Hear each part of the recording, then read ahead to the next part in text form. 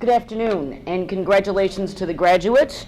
I remember not so long ago being a graduate. I would like to, one, thank the Women's Chamber for inviting me here today, but I do need to give you a little bit of a disclaimer here, is that while Janet has heard me speak, and she has definitely heard me speak, it's about things that I know well. Which makes it easy for me to speak on them because you can talk about what you do. If you love what you do, it's easy to talk about. You can talk about it all day, which is what I've always enjoyed doing, is talking about what I do, because that is very interesting. Me, on the other hand, not so much. So part of the problem is that she doesn't really know what I'm going to say.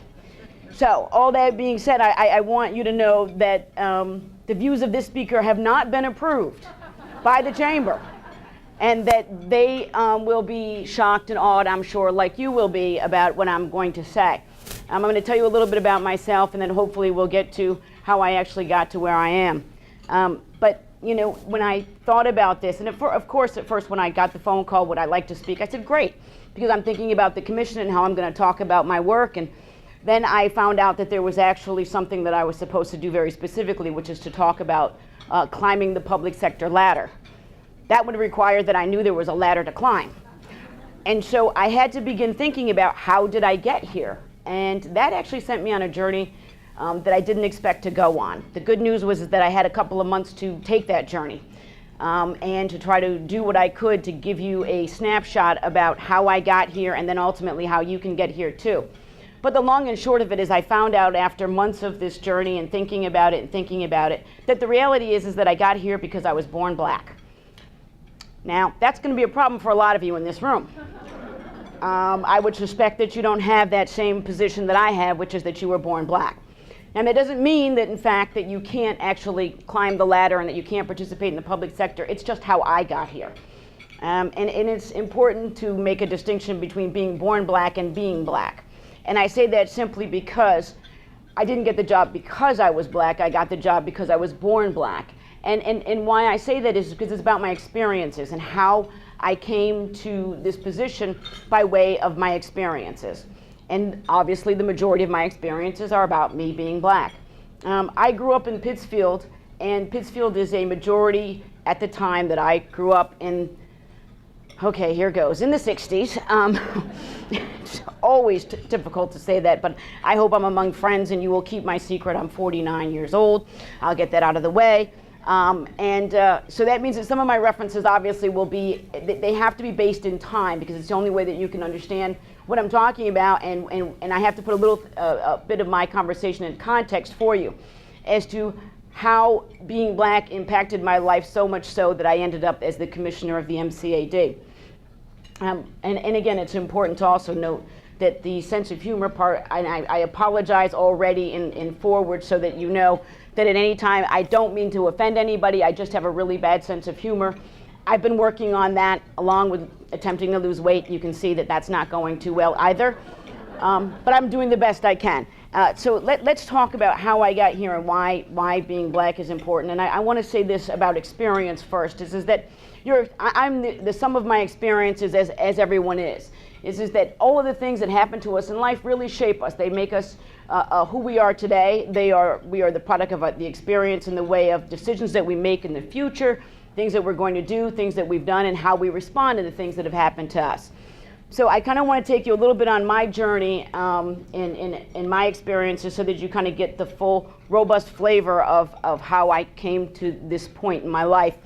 And I think that will get us somewhere to that ladder, and then we can talk about you getting up that ladder without being black. So when I started out, and I have to think about this, the very first experience that I had as a child was very traumatic. And I think about this all the time. Well, my family likes to remind me of this. I don't really like to think about it, but they remind me. And it goes all the way back to childhood, when I received my first doll. I suspect it wasn't the first doll, but it was a Christmas, and it was the first time my parents actually found out that they had black dolls.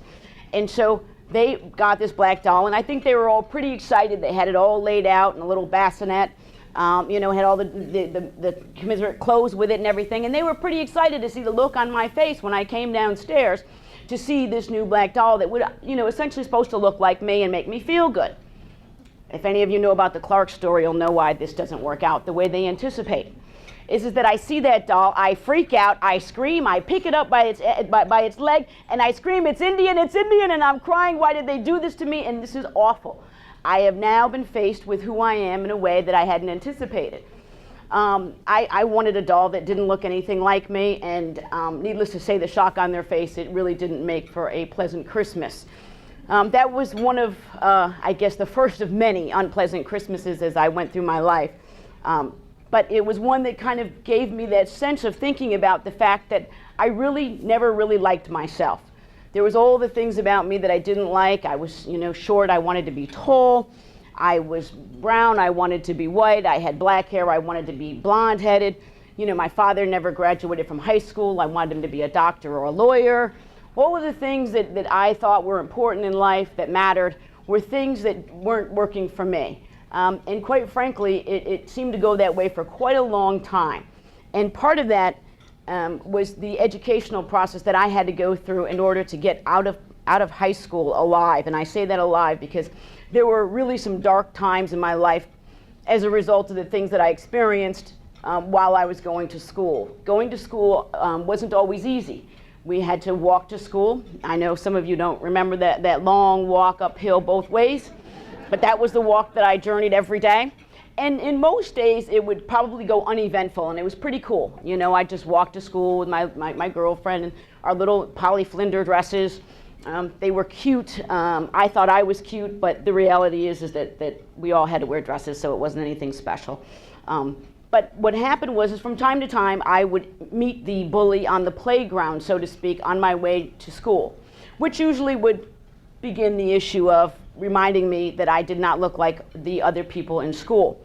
And so I would hear the N-word quite frequently, and it always made that journey something a bit of I would say, difficult, because I never knew whether it was going to be a pleasant experience or not. And so you begin every day waking up thinking that this walk to school could be a very pleasant walk, or it could really be hell.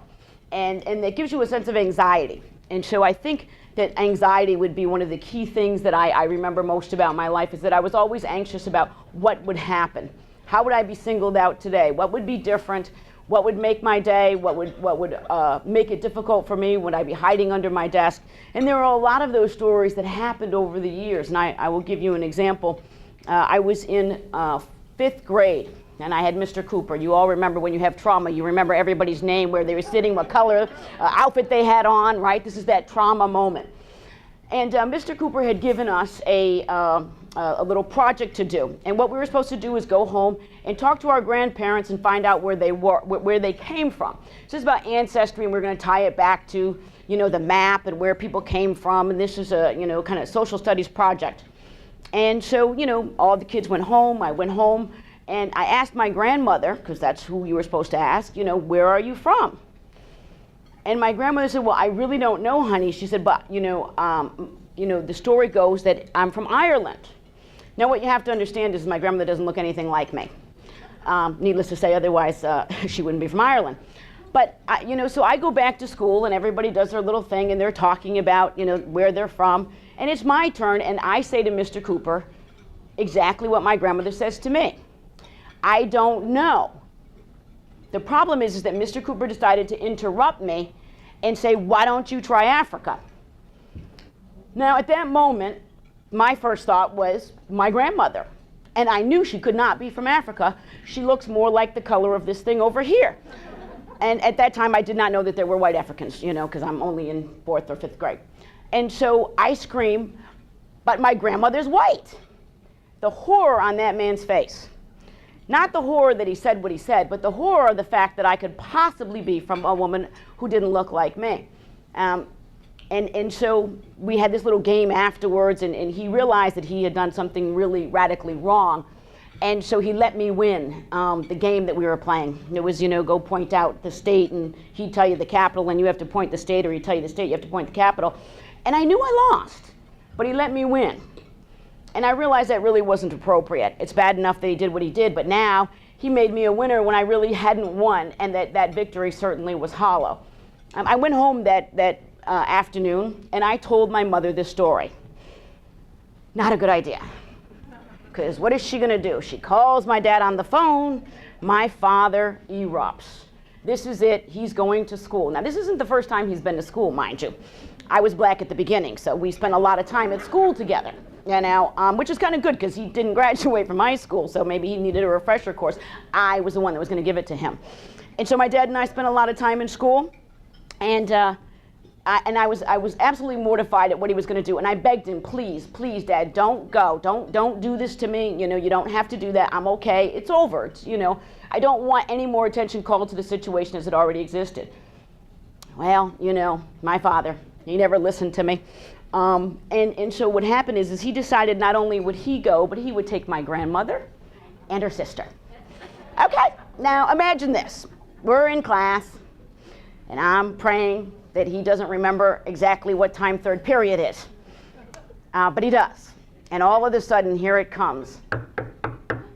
That's the moment you got to hide under the table, right? And so in walks my dad and my grandmother and her sister. Now, what you don't know is that there is, back then, state auditors used to come to the classrooms and audit the teachers to make sure they were doing a good job. Okay, well, there's a state auditor in the back. This is not a good day for me or Mr. Cooper, which he deserved, but by the way. So what happens is that Mr. Cooper, realizing he's being audited and knows that the auditor is going to want to know why this black man walks in with two white women and points at this little black girl in the middle of the classroom. Needless to say, he ushers us out right quickly, and they begin to have this conversation. My father grabs one arm, Mr. Cooper grabs the other, and I am now off the ground. And I'm praying. I'm like, oh, please, you guys drop me together, because this isn't going to be pretty. And so there became a tug of war, and I was literally being tugged in both directions. And I realized that this is the way my life is. I'm constantly being tugged in different directions. And so the story goes, my father ended up going down to the principal. The principal says, Jim, what do you want me to do? I don't know, fire the guy. He was a bad teacher, but that's not what happened. Mr. Cooper got to stay. I got to, continue to be subjected to his, and what is interesting is, and I can truly say this, his displeasure at my being black and being able to go to that school. And I realized that because he would play these songs about being down in Dixie where they chased the little nigger around the table. And so I had to experience a lot of these things, and it was very unpleasant. It was very uncomfortable. So the one thing that I knew in my life that I wanted was to be just like everybody else. It really didn't matter. So while most kids want to be individuals, they want to stand out from the crowd, no, I wanted to be stuck inside where nobody could see me. And so I began to kind of have that sense of, if I don't say anything, they won't notice me and nothing will be said, I won't be pointed out. But that would never really happen because we had National Geographic. And National Geographic back in those days liked to show you about the Bushmen, right? You all remember that? Are you old enough to remember they put that little, it's a reel-to-reel thing on? And they put the African people who were Bushmen, jumping around, the women not having any bras on, and then all of the kids in the classroom pointing to me that that's where I came from. It was just horrible every day. So I began to kind of go inside myself. And one of the things that I realized is that what I believed in was that this can't be it. There has to be more. It has to be fair. How come of all of the people, I happen to be the one that it's just not working for? And everybody else seemed to be pleasantly happy. The kids would run around and do their things. But I had a different life. And I knew from that day that things were always going to be different. No matter what I did, no matter what I said, I would always be the one that stood out in the crowd. Mind you, not wanting to, but I would stand out in the crowd.